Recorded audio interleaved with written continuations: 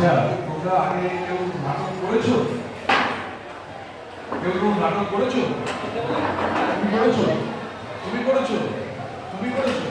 তুমি করেছো? তোমার নাম কি?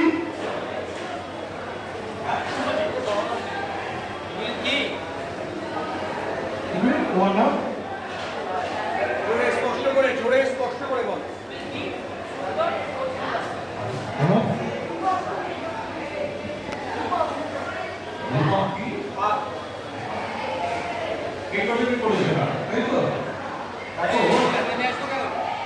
এই যে তোমরা বললে তোমার নাম কোন নাম কোন নাম, আমরা একটু শুনতে পাইনি। আমাদের বারবার করে জিজ্ঞেস করতে হয়েছে কি তোমার নাম, তাই জন্য কি এইটাকে বাড়াবো, উচ্চারণ পরিষ্কার করতে হবে। আসলে আমরা কথা বলি সেগুলো সব হচ্ছে একটা সাংকেতিক চিহ্ন, একটা চিহ্ন উচ্চারণ করি, যেই চিহ্নটা আমাদের সবার জানা আছে, তাই না? আমাদের সবার জানা আছে। আমি বললাম আমি, তোমরা বুঝতে পারলে যে আমি বললাম আমি, তাই তো?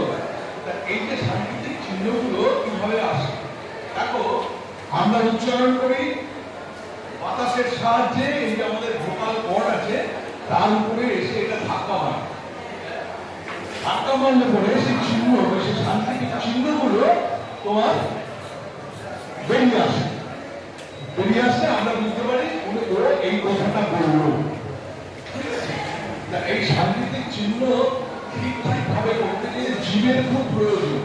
জীব, আমাদের জীব ঠিক ঠিক জায়গায় যদি না লাগে তাহলে কিন্তু আমরা কথাগুলো বোঝাতে পারবো, উচ্চারণ ভুল হয়ে যাবে। উচ্চারণটা অত্যন্ত অভিনয়ের ক্ষেত্রে, নাটকের ক্ষেত্রে উচ্চারণটা খুব জরুরি।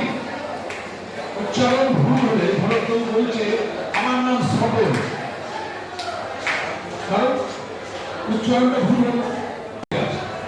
আমরা ঠিক ঠিক জায়গা দিয়ে যদি ওই শব্দগুলো বা ওই বর্ণগুলোকে ঠিক মতো জায়গায় বলি তাহলে ঠিক ঠিক শব্দ বেরিয়ে আসে, ঠিক ঠিক বর্ণগুলো বেরিয়ে আসে। আমরা জানি কি বর্ণ হবে, আমরা কথা বলি বলো তো বর্ণ কটা, কি কি বর্ণ? হ্যাঁ কি বল, কি বর্ণ?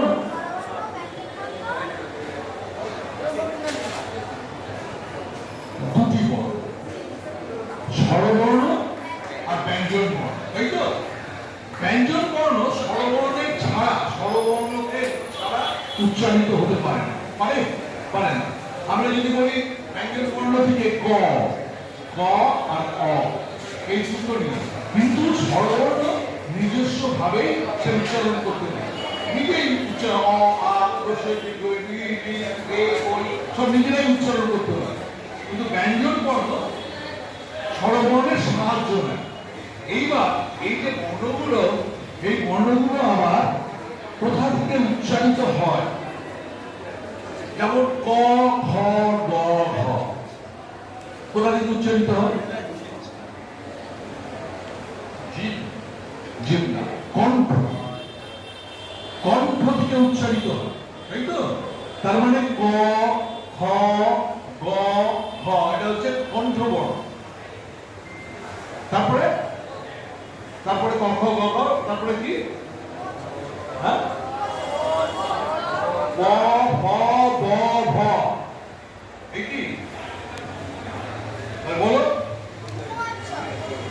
উন চ, এগুলো ক খ গ ঘ, উন চ ছ জ ঝ দন্তন্য, হ্যাঁ, ব ভ ব ঘ ম, তাই তো?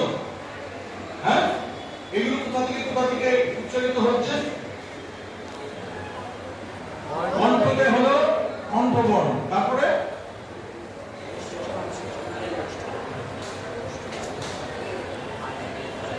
বলো, হ্যাঁ, জীব, জীব তো শব্দে লাগছে, সবেতে লাগে, কিন্তু কোন জায়গা থেকে উচ্চারিত হচ্ছে সেটা কি বর্ণ কোথা থেকে জিভটা লাগছে কোথায় তালুক কোথায় তারপরে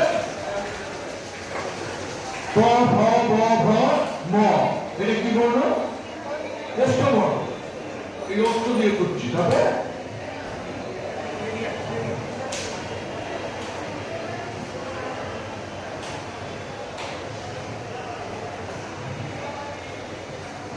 তারপরে কি দেখো তোমরা কিন্তু সব পরীক্ষা দাও তো তখন ঠিক ঠিক ঠিক ঠিক মনে পড়ে কিন্তু এখন কথা ব্যবহার হতে পারছে না, তাই তো?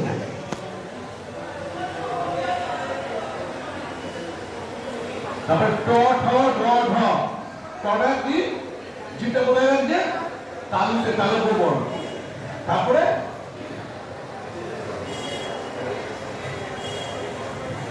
তারপরে তালুকের স দন্ত স তারপরে এটা কি বর্ণ দন্ত বর্ণ জিভটা তোমার দাঁতে লাগছে তাই তো এইভাবে তোমার যদি ঠিক ঠিক জায়গায় জিভ লাগাতে পারো তাহলে পরে উচ্চারণ ঠিক হবে এই উচ্চারণ কিরকম হওয়া উচিত সেটা নিয়ে ওরা এখন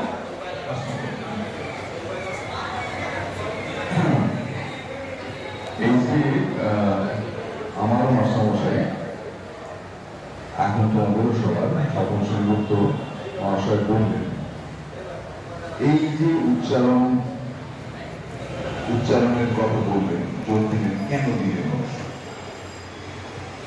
শুধু অভিনেতা হওয়ার জন্য নয় একজন সচল সক্ষম মানুষ হওয়ার জন্য তুমি যদি ভবিষ্যতে কর্পোরেট কাজ করো যেখানে কোনো চাকরি পরীক্ষা দাও তোমার এই উচ্চারণ তোমার ব্যক্তিত্বকে নির্ধারণ করে সে জিজ্ঞেস করলো হ্যাঁ বলুন আপনার নাম অরব সান্নাল তোমার দাঁড়ানো এটাও থিয়েটার শেখায় কত উচ্চারণ তুমি এইভাবেই বলে বলছো অরব সান্নাল সঙ্গে সঙ্গে ওই ভদ্রলোকের কাছে তোমার ব্যক্তিত্বটা ছোট হয়ে গেছে তুমি মনেই করে নিলেন হয়তো তুমি অনেক কিছু জানো কিন্তু তুমি মনে করে নিলেন তুমি খুব অ্যাভারেজ তোমার মেধা বলে কিছু নেই তুমি প্রথমেই বাদ হয়ে গেলে তাই প্রথমেই একটা মানুষের এই দাঁড়ানো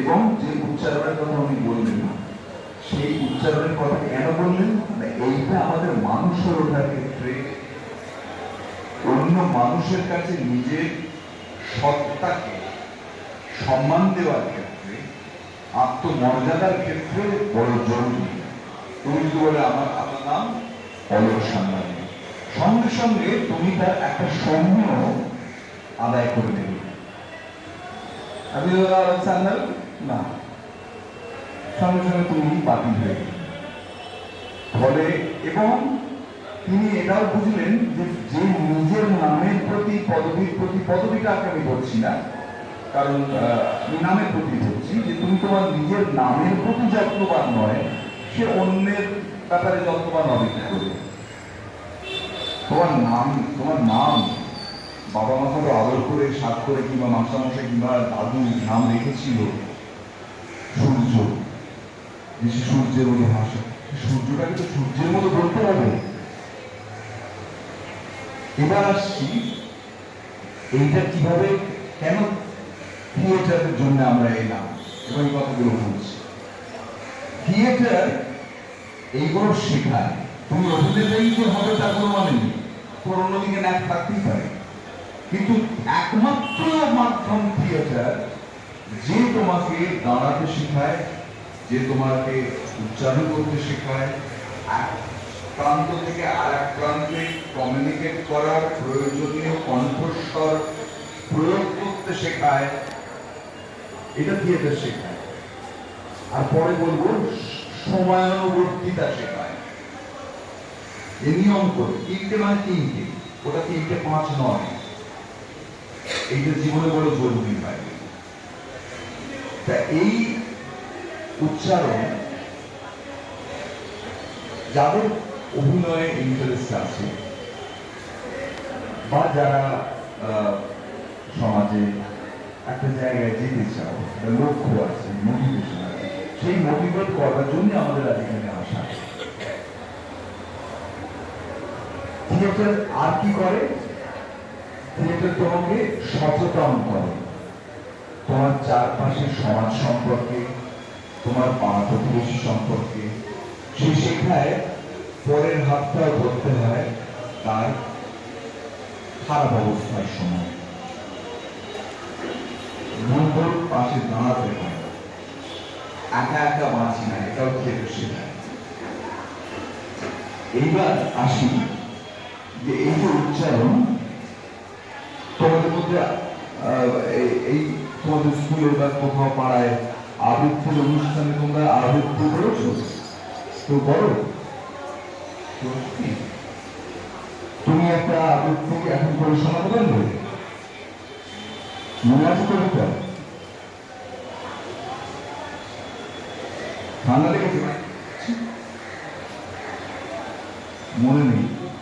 হ্যাঁ, এই মনে রাখাটা থিয়েটার শেখায়। আমাদের অনেক কিছু মনে রাখতে হয়, শুধু যে কবিতা মনে রাখতে হয় তা নয়। আমাদের জীবনের এই চলতে চলতে অনেক হোঁচট খাচ্ছ, পড়ে যাচ্ছ, এই হোঁচট খাওয়াগুলো মনে রাখতে হয়, তাহলে পরের পাথরটায় যাতে হোঁচট আর না খাও। থিয়েটার মনে রাখতে শেখায়, মনে রাখার কাজটা করতে শেখায়। আমি একটা আবৃত্তি করছি, দেখো আবৃত্তি কেন, থিয়েটার করতে সে আবৃত্তি কেন?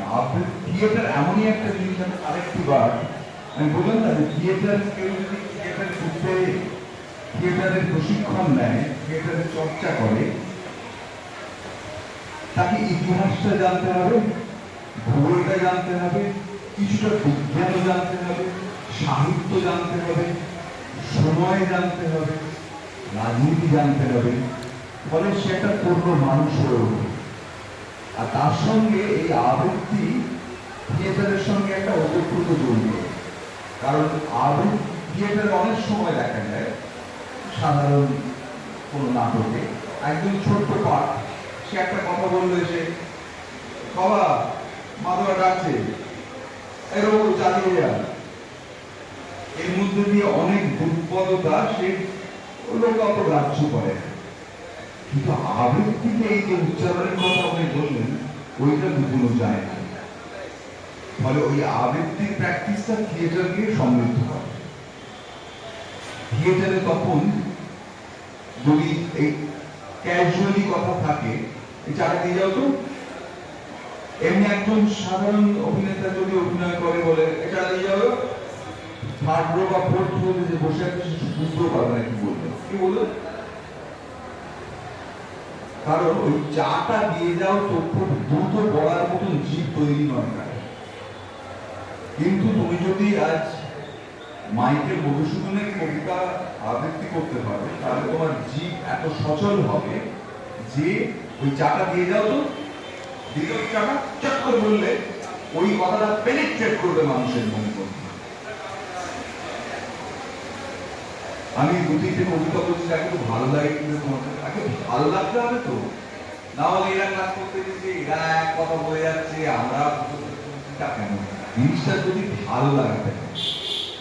রেখমা দাসের মনে, রেখমা দাসের মনে এই মিনতি করি পদে, সাধিতে মনেরও স্বাদ ঘটে যদি পরমাদ, মধুহীন করুণা তব মন গোপনবে, প্রবাসে দৈবের বসে জীবতারা যদি খসে, এই দেহ আকাশ হতে এই তাই জন্মিলে মরিতে হবে, অমর কে কোথা কবে, চিরস্থির কবে নীর হায়ের জীবন নবে। কিন্তু যদি রাখো মনে, নাহি মাডরে সমনে, মক্ষিকাও গলে না গো পড়িয়ে অমৃত হ্রদে, তবে যদি দয়া করো ভুল দোষ গুণ ধরো, অমর করিয়া বর দেহ দাস সুবরদে, ফুটি যেন স্মৃতি জলে মানুষ হেমাজতা ফলে মধুময় তামরস কি বসন্তে কি শরতে। ভালো লাগলো? শুনতে ভালো লাগলো? এবার মাইকেল কেন বলছে এটা? আমরা বাংলা ভাষাটায় ঘুরতে বসেছি। রেখো মা দাসের মনে, রেখো মা, মা কাকে অ্যাড্রেস করছে? নিজের মাকে, বেশ মা, যে মা আসলে অনেক মানুষের সম্মিলিত একজন, সেই দেশ মাকে বলছে রেখো মা দাসের, দাস বলছে নিজেকে, দাসের মনে এই মিনতি, মিনতি মানে রিকোয়েস্ট, তাই তো? এই মিনতি করি পদে, পদে মানে পায়। রেখো মা দাসের মনে এই মিনতি করি পদে, ঘটে যদি পরমার্থ, যদি ভুল ঘটে পরমার্থ, ঘটে যদি পরমার্থ, রেখো মা দাসের মনে এই মিনতি করি পদে, সাধিতে মনের স্বাদ, নিজের স্বাদ পূর্ণ করতে, সাধিতে মনের স্বাদ, ঘটে যদি পরমার্থ, যদি নিজের স্বাদ পূর্ণ করতে, নিজের আশা পূর্ণ করতে, নিজের লাভ পূর্ণ করতে যদি ভুল ঘটে, ঘটে যদি পরমার্থ, মধুহীন করোনা গো তব মন কোকোনদ। নিজের নাম মধুসূদন, মধু, মধু আর এই মধু অন্য মধু। মধুহীন মানে তোমার সৃষ্টি, তোমার দেওয়া গুণ, তোমার দেওয়া প্রতিভা, তোমার দেওয়া যা কিছু মধুহীন করোনা গো তব মন কোকোনদ। কোকোনদ মানে তো পদ্ম, উনি মনকে পদ্মের সঙ্গে তুলনা করছেন, লিটারেচার, সাহিত্য। এই মানেটা বুঝতে পারলে তবে কবিতাটা বলতে পারবে, তবে এই ভালো লাগাতে পারবে। এবার একটা কবিতা বলছি, দেখো কেমন লাগে। এবার এই যে বললাম আমি কবিতাটা, এই কবিতার উচ্চারণ কিন্তু তাহলে বুঝতে পারছো। আর একটা ধরো, আশার ছলনে ভুলি, যখন মাইকেলের জীবন সম্পর্কে কিছু জানি না, উনি প্রথম জীবনে ইংরেজি কবিতা লিখবেন, উনি শেক্সপিয়ারের মতো কবি হবেন, এটাই ওর ব্যাপার ছিল। ইংরেজি সাহিত্য ধ্যান জ্ঞান শব্দ ছিল।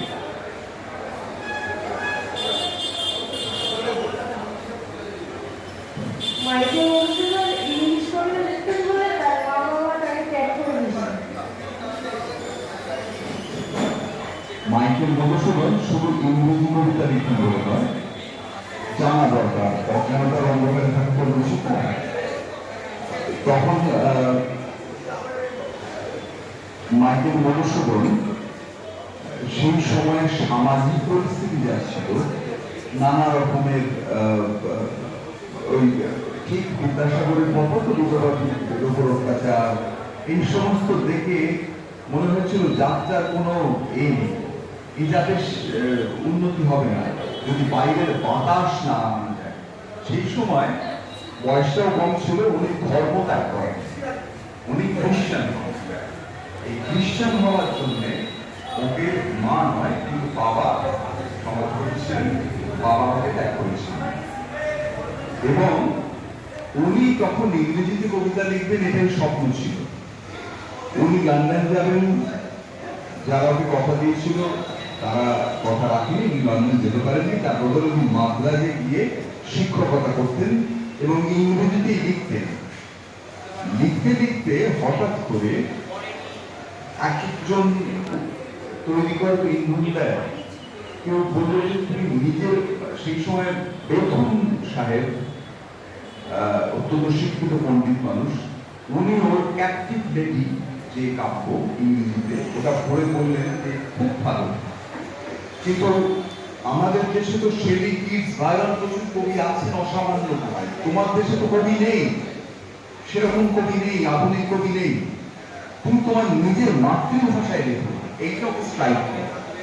উনি তারপর থেকে বাংলা ভাষার চর্চা করতে শুরু করেন এবং ওই বাংলা সাহিত্য ভাষাকে, সাহিত্যকে একটা অন্য জায়গায় নিয়ে যান।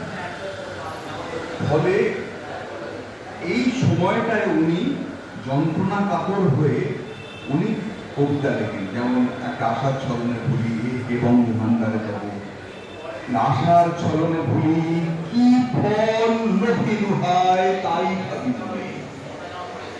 দেখো কি আমরা বলছি, আশার ছলনে ভূমি কি ফল লোভে দুহায় তাই ভাবি মনে।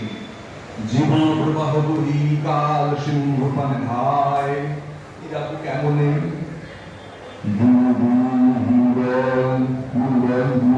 তবুরে আশার নেশা ছুটিল না রাতি জাগিবির কবে জীবন উদ্যানে তোর যৌবন কুসুম ভাতি কতদিন রবে নিরবিন্দু দুর্বাদরে নিত্য দিয়ে ঝলমলে এ না জানে অঙ্গবিম্ব অঙ্গমুখে সত্য পাঠ। এই যে মিউজিক, এই যে উচ্চারণ ভাষা, এগুলো তো সহজ বাংলা নয়। ফলে এইগুলো রক্ত থাকলে তবে তোমার উচ্চারণ যা উনি বলছেন সেইগুলো কিন্তু ওগুলো স্বাভাবিক জীবনে তো তোমরা ব্যবহার করার জায়গায় থাকো না, সেটা মন্দির থাকলে ভালো হয়। আর তার সঙ্গে যদি এই প্র্যাকটিস গুলো থাকে তাহলে তোমার উচ্চারণ, তুমি যে ভাষায় জন্মেছো সেই ভাষাটাকে যদি ভালো করে বলতেই না পারলে তাহলে তোমার জীবন তো বৃথা। অন্য ভাষা জোরের কথা, নিশ্চয়ই অন্য ভাষা শিখতে তো বটেই, কিন্তু আগে তো নিজের ভাষা, সেই ভাষাটা যদি তুমি ভালো করে বলতে না পারো তাহলে এই থিয়েটার এই ভাষাটা শেখা, কারণ সেখানে শিখতেই হয়, কারণ না হলে আমি স্টেজে অভিনয়টা করতে পারবো না। এরপর চলে আসি রবীন্দ্রনাথে। রবীন্দ্রনাথ খুব সহজ একটা গল্প, কবিতার গল্পের কবিতা, হ্যাপা পুজো পুজো ফেলে পরশ পাথর, কিন্তু গান অর্থ এমনি বলা যাবে না মানেটা, কিন্তু আসল মানেটা এর গভীরে রয়েছে। পরশ পাথর উনি যাকে বলছেন, সেই পরশ পাথর আসলে আমাদের জীবনে এই পরশ পাথরটা হচ্ছে একটা সত্য জ্ঞান, তার প্রতীক। সেইভাবে একটা প্রকৃত সত্য দুজনই জীবনে আহরণ করা বড় হলে বুঝতে পারবে। এখন বড় বোঝো জ্ঞান হিসেবে বোঝো, যে জ্ঞান সে পায়নি, কিন্তু আপাতত একজন পাগলের গল্প বলছে, হ্যাপার গল্প বলছে। কি বলছি? হ্যাপার খুঁজে খুঁজে পেলে পরশ পাথর, মাথায় বৃহৎ জটা, ধুলায় কাদায় কটা, মলিন ছায়ার মতো কলে বড়, ওষ্ঠে অধরেতে চাপি, অন্তরের দ্বার ঝাঁপি, রাত্রি দিন তীব্র জ্বালা জেগে দেখে চোখে, দুটো নেত্র সরে যেন নিশার খদ্দত হেন, খুঁজে খুঁজে ফিরে তবু নিজের আলোকে, নাহি যার চাল চোরা, গায়ে মাটি ছাই ধুলা, কোটিতে জড়ানো শুধু ভূষর কৌপিন, হিংসিকতা কহে তারে কেহ নাই সংসারে, পথের ভিখারি হতে আরো দিন, তার এত অভিমান, সোনার উপাতুচ্ছ জ্ঞান, রাজ সম্পদের লাগি মানুষে কাতর, দশা দেখে হাসি পায়, আর কিছু নাহি চায়, একেবারে পেতে চায় পরশ পাথর। সম্মতি গরজ সিংহ অগাধ, তরঙ্গ তরঙ্গ উঠি ভেসে হলো কুটি কুটি, সৃষ্টি ছাড়া পাগলের দেখিয়া ব্যাপার, আকাশ রয়েছে চাহি নয়নে নিমেষ নাহি, বহু করে সমীরণ ছুটেছে অবাধ, সূর্যকে প্রাতঃকালে পূর্ব গগনের ভালে, সন্ধ্যাবেলা ধীরে ধীরে উঠে আসে চাঁদ, জলরাশি অবিরল করিতেছে কলকল, অতল রহস্য যেন চাহে বলিবারে, কাম্যধন আছে কথা, জানে যেন সব কথা, যে ভাষা সে বোঝে সেই খুঁজে নিতে পারে, কিছুতে ভ্রুক্ষেপ নাই, মহাগাথা গান গাহি, সমুদ্র আপনি শোনে আপনার স্বর, কেহ যায় কেহ আসে, কেহ কাঁদে কেহ হাসে, ন্যাপা তুলে খুঁজে ফেলে পরশ পাথর। একদা সুগালতারে গ্রামবাসী ছেলে, সন্ন্যাসী ঠাকুরে কি, কাঁকালের অভিমতে কি, সোনার শিকল তুমি কোথাও হতে পেরে, সন্ন্যাসী চমকি ওঠে, শিকল সোনার বটে, লোহাসে হয়েছে সোনা জানে না কখন, তার পরশ পাথর ছোঁয়ালে সোনা হয়ে যায়, তাই তো? জানো পরশ পাথর এটা অলিভ, আসলে এই পাথর বলে কিছু আছে বলে কেউ জানে না, কিন্তু এটা অলিভ মিট হয়ে আছে, পরশ পাথর কিছুতে ঠেকালে সেটা সোনা হয়ে যায়। যার জন্য তোমরা সত্যজিৎ রায়ের পরশপাতের টিভিতে অনেকবার দিয়েছি, তোমরা কি দেখেছো পরশপাত? এই পরশপাত, সেই পরশপাত মিথ, মানে এটা হচ্ছে একটা একটা কথিত আছে যে পরশপাত ঠেকালে শোনা যায়। তাই ও পাগল বারবার পাথর ঠেকাচ্ছে, ফেলে দিচ্ছে, পাথর ঠেকাচ্ছে, ফেলে দিচ্ছে। তার মধ্যে কখন সত্যি একটা পরশপাত ঠেকিয়ে তার কোমরের লোহা সোনা হয়ে গেছে, সে ফেলে দিয়েছে। এবার তো কোন পাথরটা পরশপাত কিছু পাবে না। রবীন্দ্রনাথের কথা নয় যে এবারে সাধারণ গল্প লিখি। অর্থাৎ আমরাও জীবনে এইরকম অনেক কিছু অবহেলায় হাতের ফাঁক দিয়ে গলিয়ে ফেলি, বুঝতেও পারি না যে একটা সময় এসেছিল আমার জীবনে, আমার জীবনটাকে উন্মোচিত করার জন্য আমি খেয়াল করিনি, সময়টা বেরিয়ে গেছে, আর তো খুঁজে পাবো না। একদা সুধালু তার গ্রামবাসী ছেলে সন্ন্যাসী ঠাকুরে কি দেখি, একই সন্ন্যাসী ঠাকুরে কি কাঁকালে উঠলো দেখি, সোনার শিকড় তুমি কোথাও হতে পেলে। সন্ন্যাসী চমকি ওঠে, শিকড় সোনার বটে, লোহা শুকিয়েছে সোনা জানে না কখন। প্রতিকাণ্ড চমৎকার ঘুরে দেখে বারবার, আঁকি কথা দিয়ে দেখে মান স্বপন, কপালে আমি আকর বসে পড়ে ভূমিপর, নিজেরে কইতে চাই নিত্যয় লাঞ্ছনা, পাগলের মতো চায় কোথা থেকে হায় হায় ধরা দিয়ে পালাইল সকল বঞ্চনা। কেবল অভ্যাস মতো মরি পোড়াইত যত ধন করে ঠেকাইত শিকলের পর, চেয়ে দেখিত নতুন ফেলে দিত ছুরি, কখন ফেলে দিছিল বরস পাথর। সেদিন যেতে চাস্তে মলিন তখন, সন্ন্যাসী আবার ফিরে পূর্ব পথে যায় ফিরে, পুঁজিতে নতুন করে হারানো রতন, সে সকল নামি আর আর অন্তর মাথায় ছিন্ন তরুর মতন। পুরাতন দীর্ঘ পথ, এটা উচ্চারণ, পুরাতন দীর্ঘ পথ, পুরাতন দীর্ঘ পথ পড়ে আছে মৃত বধ, মৃত মৃত বিফলা মৃত বধ, হেতা হতে কত দূর নাই তার শেষ। এই যে হেতা হতে কত দূর, এই দূরটা টানলাম, দূরত্বটা বোঝালাম, হেতা হতে কত দূর নাই তার শেষ। এইটা থিয়েটার বলে না, ওই দূরটা বলতে গেলে দূরের উপর এমফাসিস করতে হয়, সবটাকে বাড়াতে হয়, শুনতে হয়। সেটা হতে কত দূর নাই তার শেষ। দীর্ঘ দিগন্তরে মরুবাণী ভিতরে আসন্ন রজনী ছায়ে নাম সদ্যদেশ, অর্থিক জীবন খুঁজি কোনখানে চক্ষু খুঁজি, স্পর্শ লভিছিল যার এক পল ভর, বাকি অর্থ ভগ্ন প্রাণ আবার করেছে গান, খুঁজিয়া খুঁজিতে সেই পরশ। বুঝলাম? এই কবিতার চর্চা যদি করো, যদি শোনো, এগুলো পরে দেখলে তোমার তুমি অভিনেতা হবে কি হবে না পরে হবে, কিন্তু ব্যক্তি মানুষ হওয়ার জন্য তোমার এই উচ্চারণ যাকে বললেন, যাকে আমি আর একটু ইলাবোরেট করলাম, সেইটা তোমার ব্যক্তিত্ব প্রকাশের জন্য খুব জরুরি। আর সেই মোটিভেট করতে আজকে ব্যক্তিত্ব হারিয়ে যাচ্ছে।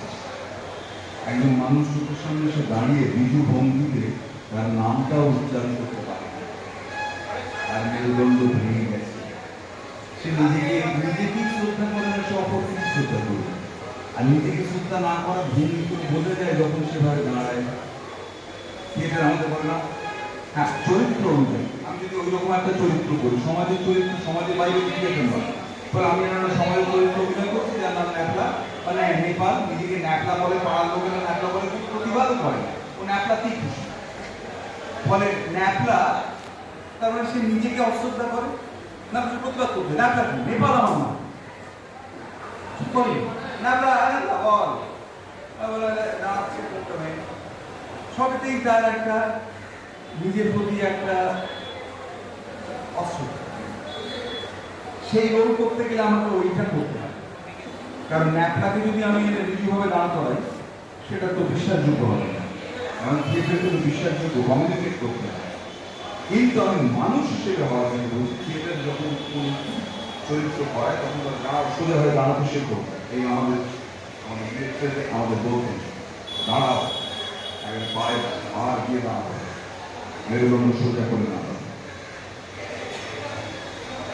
এই দাঁড়ানোর সঙ্গে সঙ্গে তোমার উচ্চারণ, তুমি কিভাবে তোমার নাম বলছো, তোমার কথা বলছো। তুমি তোমাকে পরিষ্কার জিজ্ঞেস করবো যে একটা জিনিস তুমি জানো না। আমি জানি না স্যার, আমার পড়া সম্ভব হয়নি। এই কথাটা স্পষ্ট দৃঢ়ভাবে বললে যে মানুষটা উল্টো দিকের চেয়ারে বসে আছে সে মনে হয় জানে না, কিন্তু পরে বিজুটা তাকে তোমার প্রতি একটা শ্রদ্ধা দেবে, বুঝতে পারলো? এই জন্যই আশা। তো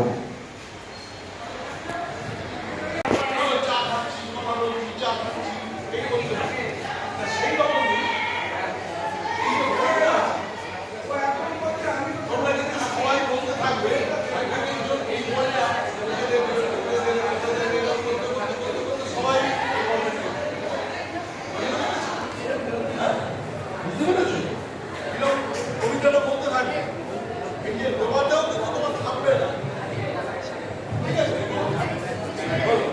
তোমরা বলতে থাকবে, বলতে থাকবে, বলতে থাকবে।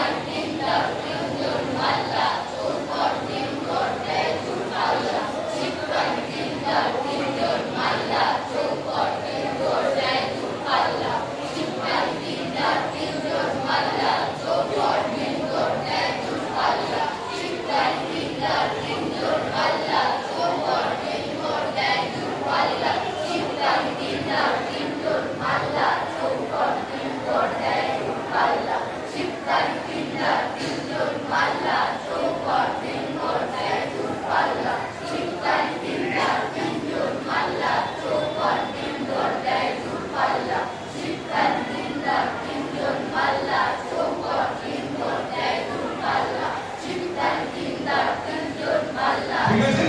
তাহলে বুঝতে পারছো তো, সে কথা বলতে বলতেও বিজনেসটা করতে, সেইটারে আমরা করি না, সেই রকমই একটা, এইটা আমরা একটা প্র্যাকটিস করি। তোমরা যদি কোনোদিন অভিনয় করতে যাও তখন দেখবে এটা খুব কাজে দেবে, কারণ ওই যে লাইনগুলো, যে সংলাপগুলো থাকে, সেই সংলাপগুলো তোমার মস্তিষ্কে রয়েছে, তার সঙ্গে বিজনেস করছে।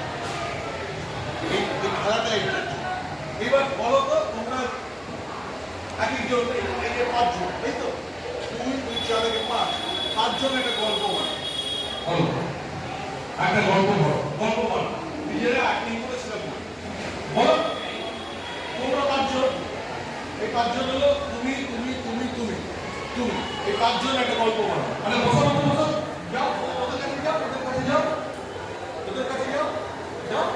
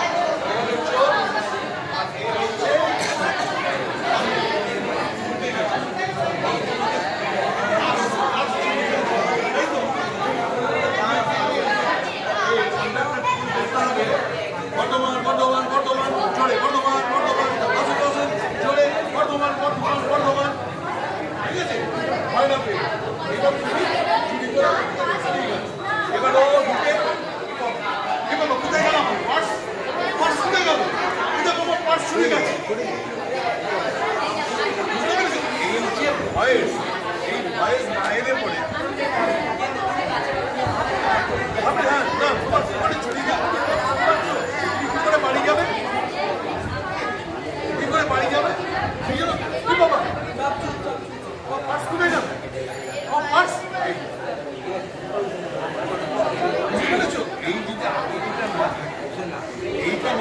অভিনয়টা হবে না। তোমার জন্য অভিনয় না, বুঝেছো?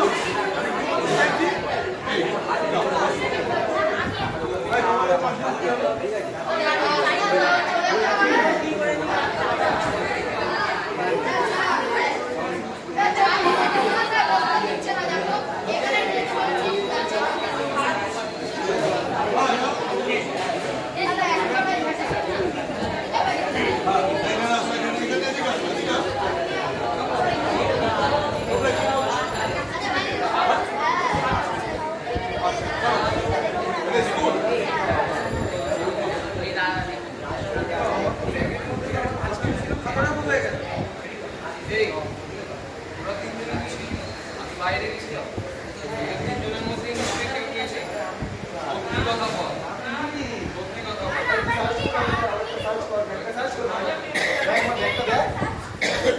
আচ্ছা কি কার প্রতি সাক্ষী হবে সেটা যদি যার উপরে যদি কেউ ভাই আপনি নিয়ে নি ভাই কাজ করি আচ্ছা দেখি নিয়ে নি ভাই না আচ্ছা ঠিক আছে তোর ব্যাগেও নেই তোর ব্যাগেও নেই তাহলে বললোটা কিছু ওরা তিনজন ছাড়া তো কাছে আসতে ছিল হয়তো ওকে যে কন্ট্রাক্টটা তার ও ছিল আমার পরে ও এসছে পরে আরে দেখ আমাদের দেখটা দেখ ভাই সত্যি কথা বলছি আমি নিয়ে নি ভাই বাইরে বাইরে রেখে ভাই আমি নিয়ে নি ভাই ও এসছিল পরে ও এসছিল আমাকে জল দিয়েছিল জল দিলা বিয়ারিটা ভাই চারজনের ব্যাগে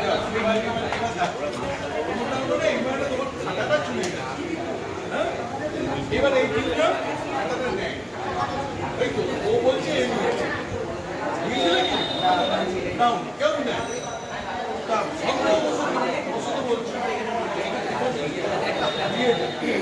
ক্লাসে যদি কোনো একটা বই বা খাতা হারিয়ে যায়, কোনো সুবিধা হবে না? হ্যাঁ? কি এবারে বলছো কি সেটা আমরা কি করতে পারছি না যে ও খাতা হারিয়েছে? না কোনো সেই রাখি আছে। ব্যাপারটা এইটা বুঝতে হবে। এখানে হচ্ছে শুনলি তো? এই বাবা, আমার খাতাটা কোথায় গেল? এই, তোরা আমার খাতা নিয়েছো? হ্যাঁ? তুই নিয়েছিস? তুই নিয়েছিস? তুই নিয়েছিস? এই যে এইটা তৈরি করো। এই যে অ্যাক্টিংটা হচ্ছে ওই, তুমি শুধু কথা বললে তুই আমার খাতা নিয়েছিস? এটা না। বুঝতে পেরেছিস? এইটা হচ্ছে আবার কে আছে বলো? তুমি চলো।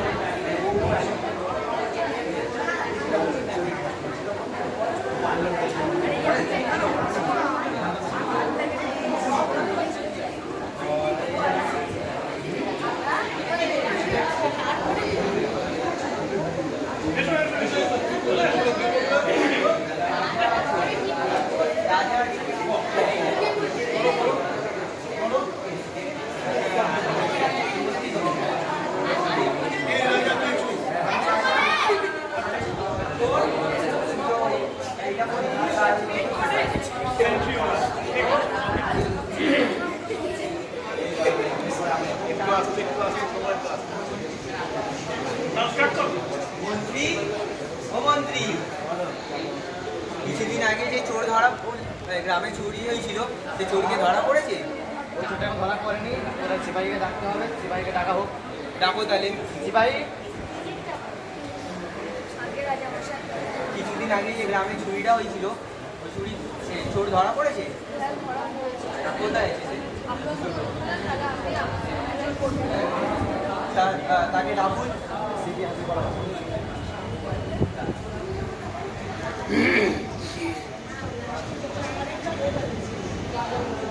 এটাই চোর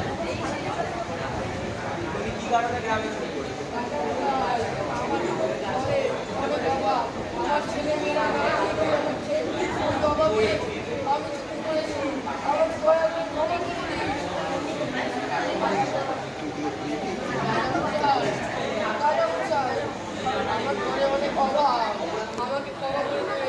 আমার ছেলে মেয়েরা না খেয়ে মরছে যদি আপনার মনে হয় যে আমি শাস্তি দেবো আমি শাস্তি দেবে তোমার তো অনেক টাকার অভাব কিন্তু তুমি খালি টাকা আমাকে বলতে পারছি অনেক ভুল হয়ে গেছে। তুমি যেই টাকাটা চুরি করেছো তাকে দিয়ে দিবে আর কালকে থেকে তুমি আমার কাছে কাজ করবে তারপরে আমার সভাতে আসবে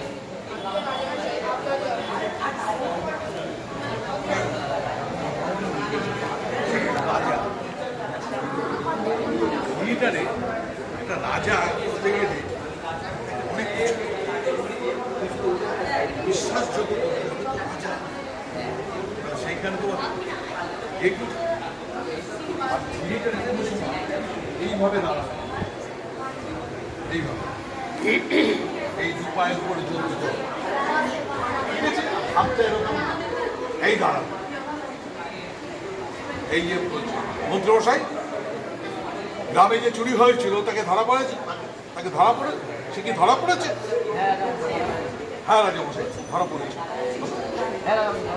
এই এই যে বুঝতে পেরেছো ওইভাবে করলে তোমাদের এটা হবে না মোটামুটি এ একটা অ্যাক্টিং করার চেষ্টা করেছে কিন্তু বলা আছে বিশ্বাস করুন যাই হোক আমি করি কিন্তু আপনি আমাকে আপনাকে চুরি করতে হয়েছে এইভাবে ব্যাপারটা বলতে হবে হ্যাঁ ঠিক আছে ঠিক আছে তুমি সেপাইকে প্রথমে চুরি করে ডাকলে তারপরে আপনি বলুন এইগুলো যা তুমি এটার মধ্যে ইয়ে করেছো তৈরি করেছো ভালো করেছো সুন্দর সুন্দর এবার আর একটা চলে এসো বলতো বসে বসে বসে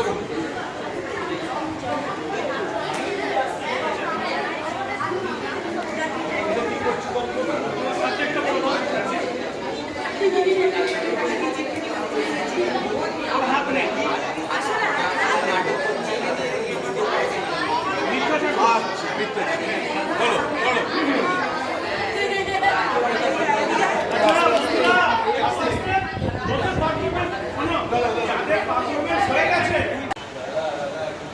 এই বানাচ্ছ কেন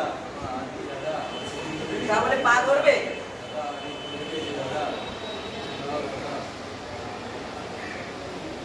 দাদা এদেরকে টাকা দিচ্ছে কেন কি হয়েছে এরা তো হাত থাকতে হাত ঢুকিয়ে টাকা রোজগার করে তোমার দেখে মনে হচ্ছে যে ওর হাত আছে কিন্তু হাত আছে তারপরও মিথ্যা কথা বলছে হাত আছে নেই তোমার কোথায় দেখে মনে হচ্ছে ওদের হাত আছে কিন্তু হাত ঢুকিয়ে আছে। কোথায় হ্যাঁ ঠিকই ওদের তো হাত ঢুকিয়ে দেখো কোথায় দেখি আসলে কি আসলে এই কি তোমার হাত আছে নেই ধর ধর ধর ওকে ধর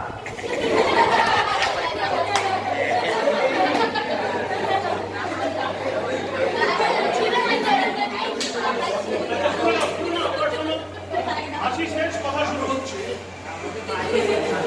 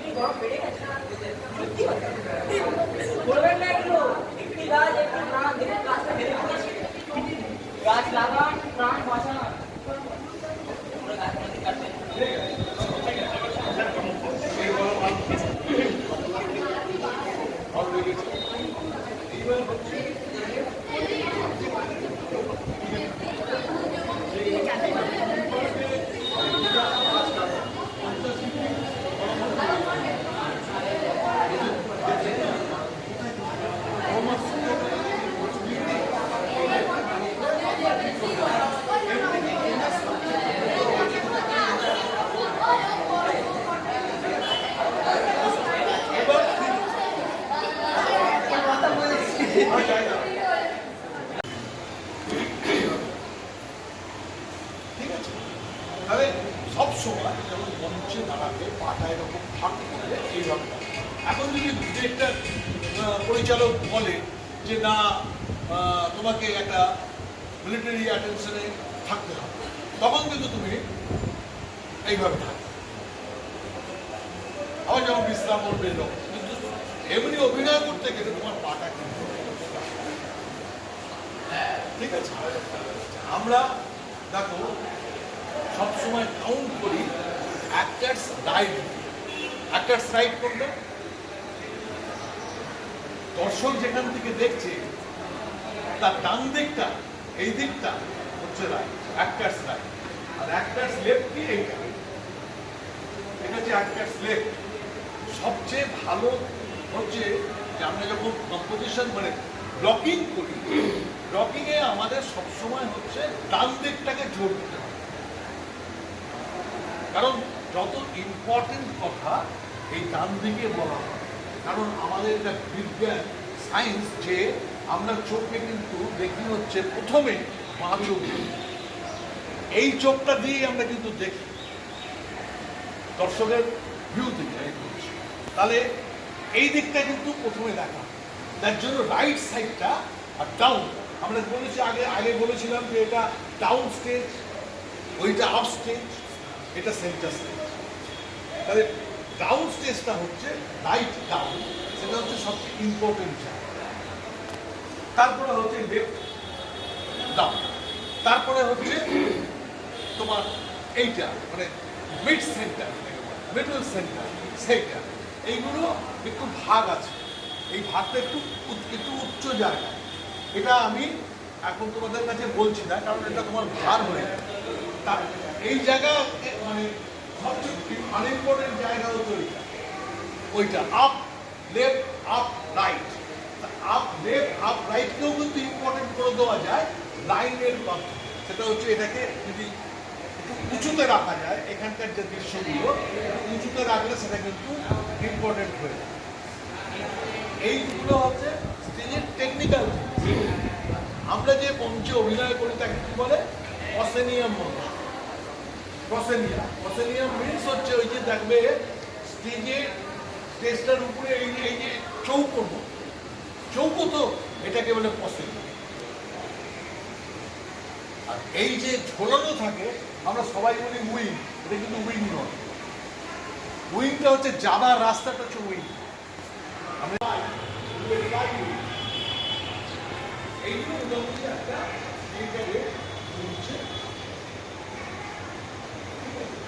এবার তোর কিছু জিজ্ঞাসা থাকলে আমি বলবো যে এতক্ষণ ধরে যে ও ক্লাস নিবে, দেখেছো উচ্চারণ, দেখেছো, এইগুলো প্র্যাকটিস করবে।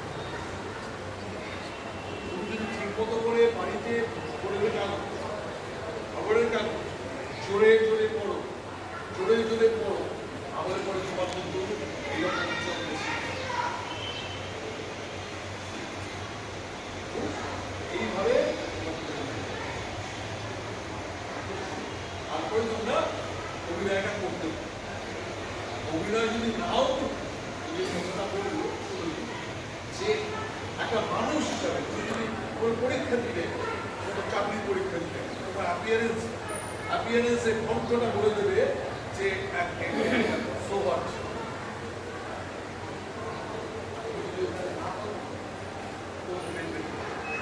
চাকরি হবে। থিয়েটার এইগুলো থিয়েটার শেখাই হচ্ছে তোমাকে একটা ব্যক্তি মানুষ হিসাবে একটা জায়গায় আছে। সবাইকে ধন্যবাদ। আমাদের স্কুলের নির্দিষ্ট সময়ের আগে আমরা শেষ করতে পারলাম। তোমরা সবাই ভালো থেকো, আর মন দিয়ে অভিনয়ের পাশাপাশি মানে পড়াশোনার পাশাপাশি অভিনয় যদি কোনো আগ্রহ থাকে, তো আমাদের স্কুলের শিক্ষিকাকে আমরা বলে গেছি, মূলত প্রধান শিক্ষিকা ম্যাডামকে বলে গেছি, তোমরা তার সঙ্গে যোগাযোগ করলে আমরা